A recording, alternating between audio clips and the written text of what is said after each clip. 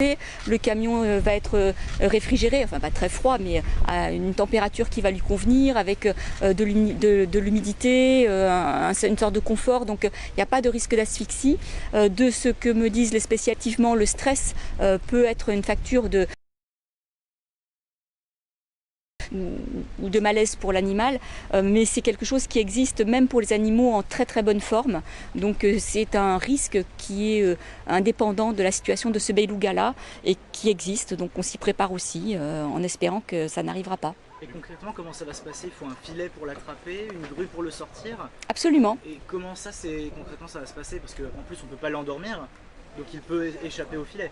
Alors, non, le but c'est qu'il n'échappe pas au filet, c'est un filet très très grand. Pour vous donner une idée, il y aura 24 personnes pour tenir les cordes du filet. Donc c'est vraiment beaucoup de monde, et le filet est très grand, beaucoup plus grand que l'animal, et il y a une technique extrêmement précise que les soigneurs, les vétérinaires, les soigneurs animaliers ont très très finement décrite. Il y a un protocole de manipulation qui est prévu, ce sont des gens expérimentés qui savent faire, donc on n'est pas inquiet sur la manière dont ça devrait se passer. Après, dans la vie, on n'est jamais à l'abri d'un accident, mais comme je le disais tout à l'heure, le travail a été extrêmement préparé, et bon, on a bon espoir que tout se passe très bien. Il y a beaucoup parlé avec les spécialistes, à combien ils évaluent un peu les chances de survie? On n'a pas souhaité donner, parce que c'est très difficile à dire, c'est très difficile à dire, puisque même un animal en très très bonne santé pourrait être en difficulté. C'est très difficile à dire. C'est juste que c'est pas gagné d'avance, c'est tout. Sur le choc de température, ils vont passer d'un bassin à un autre directement, ils vont refroidir l'eau progressivement, parce que j'imagine qu'il va perdre 10 degrés. Alors déjà, il va avoir le transport, et le transport, c'est un camion réfrigéré dans lequel on peut moduler la température. Donc il va partir de la température du bassin, et puis progressivement il va descendre tout doucement, et puis il arrivera à la température de Ouistreham. Donc non, ça aussi, ça a été prévu et étudié. Est-ce que le site à Ouistreham sera ouvert à la presse?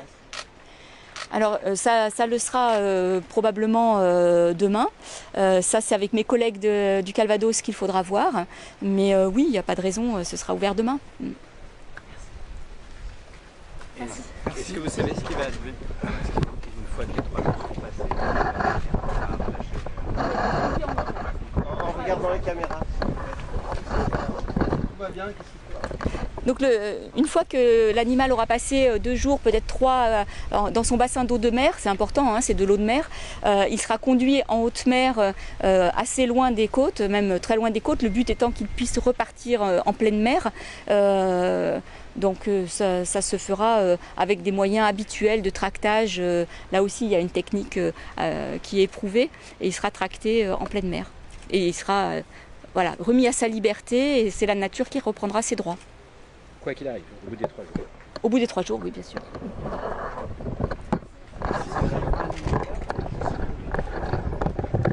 Alors, attention, c'est le poids, c'est juste le poids.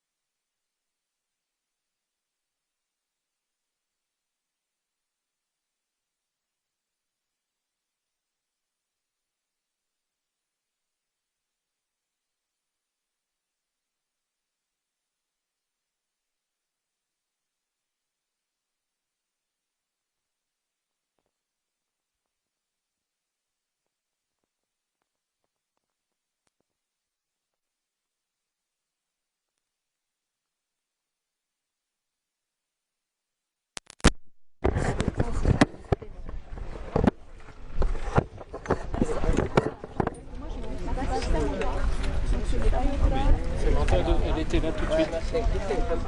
Je sais pas.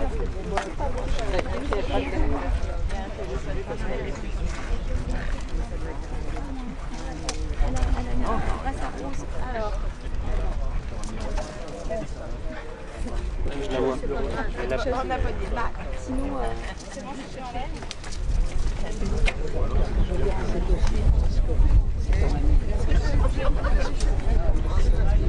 C'est ça. Arrive à respirer.